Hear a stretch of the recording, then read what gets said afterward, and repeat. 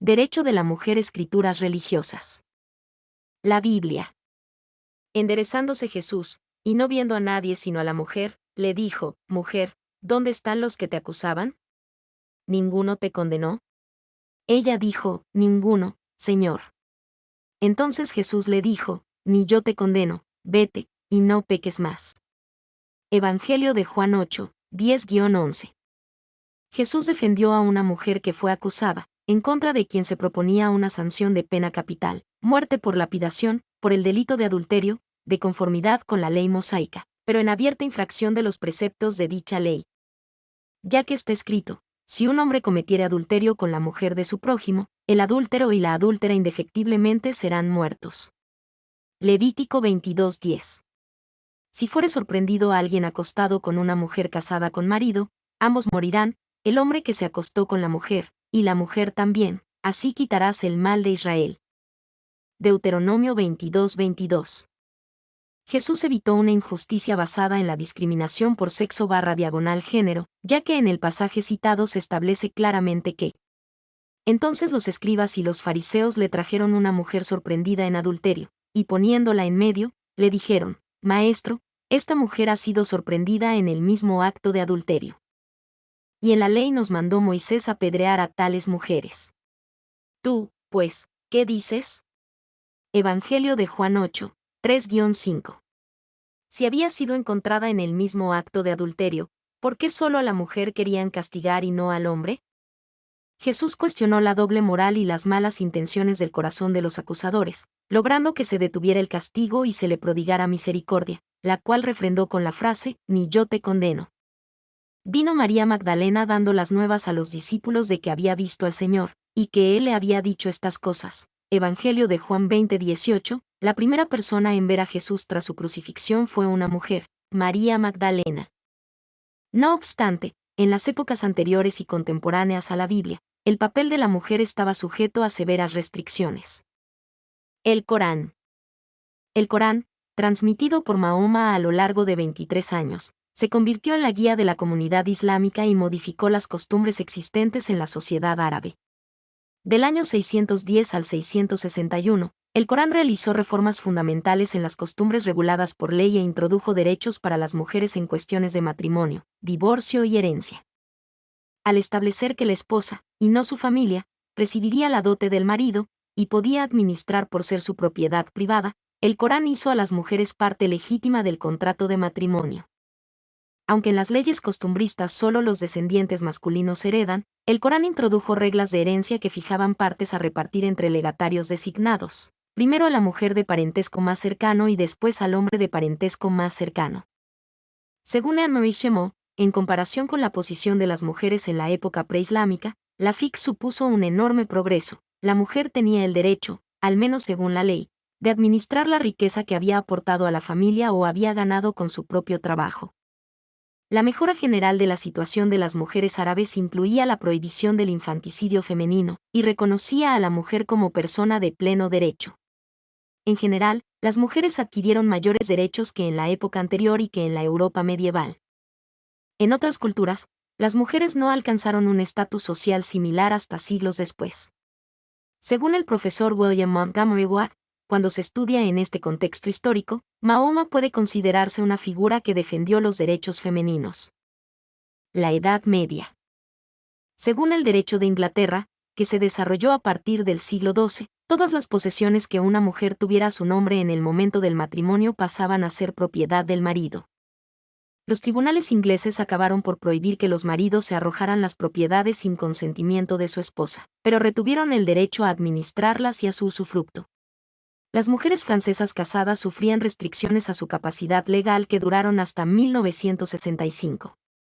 A pesar de la relativa libertad que disfrutaban las mujeres anglosajonas, hasta mediados del siglo XIX, los escritores daban por hecho que el orden natural era el patriarcado y que siempre había existido. Esta percepción no se puso en duda hasta el siglo XVIII, cuando los misioneros jesuitas descubrieron linajes maternos en los pueblos nativos de Norteamérica. Europa de los siglos XVIII y XIX. La debutante, 1807, de Heinrich Fuseli. La mujer, víctima de las convenciones sociales masculinas, está atada a la pared, cosiendo y vigilada por gobernantas. El cuadro refleja las opiniones de Mary Wollstonecraft en su libro, Vindicación de los Derechos de la Mujer, publicado en 1792. Desde finales del siglo XVIII y a lo largo del XIX, los derechos, como concepto y exigencia, aumentaron su importancia política, social y filosófica en Europa. Surgieron movimientos que pedían la libertad de culto, la abolición de la esclavitud, derechos para las mujeres y para la gente sin propiedades y el sufragio universal. A finales del XVIII, la cuestión de los derechos de la mujer se convirtió en tema central de los debates políticos en Francia y Gran Bretaña. En esa época, algunos de los más prestigiosos pensadores de la Ilustración, que defendían los principios democráticos del igualitarismo y cuestionaban la noción de que una minoría privilegiada gobernara a la vasta mayoría de la población, creían que estos principios solo debían aplicarse a su propio sexo y a su propia raza. El filósofo Jean-Jacques Rousseau, por ejemplo, pensaba que el hecho de que la mujer obedeciera al hombre formaba parte del orden natural. Escribió que las mujeres hacen mal en quejarse de la desigualdad de las leyes humanas, y defiende que, cuando la mujer intenta usurpar nuestros derechos, se muestra inferior a nosotros. Los esfuerzos de Dorothea van Villen, amante de Juan Guillermo, elector del Palatinado, condujeron a la abolición de la cobertura, una doctrina legal por la que los derechos legales de las mujeres casadas pasaban al marido, hecho que fue un temprano ejemplo de derechos femeninos. El Palatinado fue el primer estado germánico en abolir la cobertura, que fue brevemente instaurada por Carlos III Felipe, sucesor de Juan Guillermo.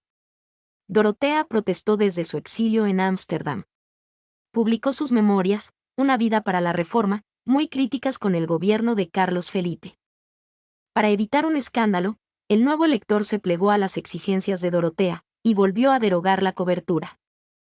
En 1791, Olympe de Gouges, dramaturga y activista política francesa, publicó la Declaración de los Derechos de la Mujer y de la Ciudadana, 69, que tomaban como modelo la Declaración de los Derechos del Hombre y del Ciudadano de 1789. Su formulación es irónica, y expone el fracaso de la Revolución Francesa, tan dedicada al igualitarismo.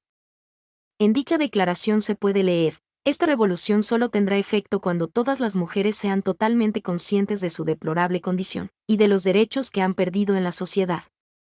La Declaración de los Derechos de la Mujer y de la Ciudadana repasa los 17 artículos de los derechos del hombre punto por punto, y se ha descrito como, prácticamente una parodia del documento original. Dibujo satírico de 1887 sobre los derechos de las mujeres australianas. Una hipotética diputada endosa el cuidado de su bebé al presidente de la Cámara de Gouges. También destacó el hecho de que las leyes francesas castigaran a las mujeres igual que a los hombres, al tiempo que les negaban los mismos derechos.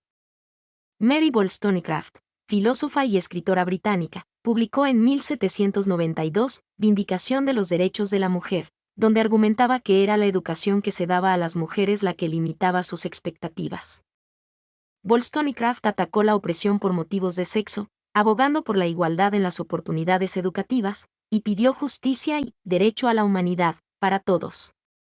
Wollstonecraft y sus contemporáneas británicas Damaris Scudworth y Catherine Macaulay reivindicaron los derechos relacionados con las mujeres, argumentando que deberían disfrutar de mayores oportunidades, ya que al igual que los hombres, eran seres morales y racionales.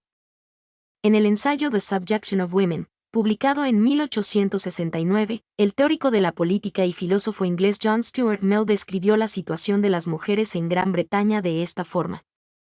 Hay quien no cesa de repetir que la civilización y el cristianismo han reconocido a la mujer sus justos derechos.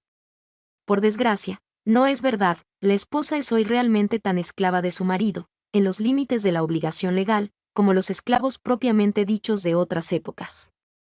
Miembro del Parlamento en esa época, Mill argumentó que las mujeres merecían tener derecho al voto, pero su propuesta para sustituir la palabra hombre por persona en la Ley de Reforma de 1867 fue acogida con risas en la Cámara de los Comunes y rechazada por 196 votos contra 76.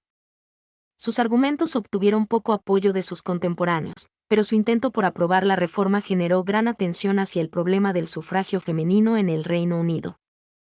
Aunque en principio solo era una más de las campañas por los derechos de la mujer, el sufragio se convirtió en causa primaria de este movimiento a principios del siglo XX.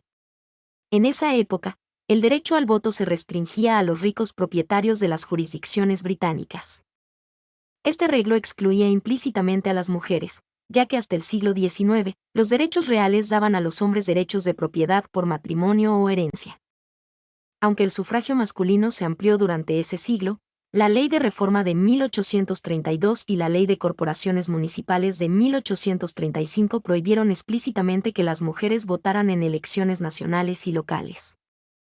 Millicent Fawcett y Emmeline Pankhurst lideraron la campaña pública para el sufragio femenino, y en 1918 se aprobó una ley que permitió el voto a las mujeres mayores de 30 años. Mi nombre es Demim. Soy tu asistente personal. Mi sitio en internet es demim.es.tl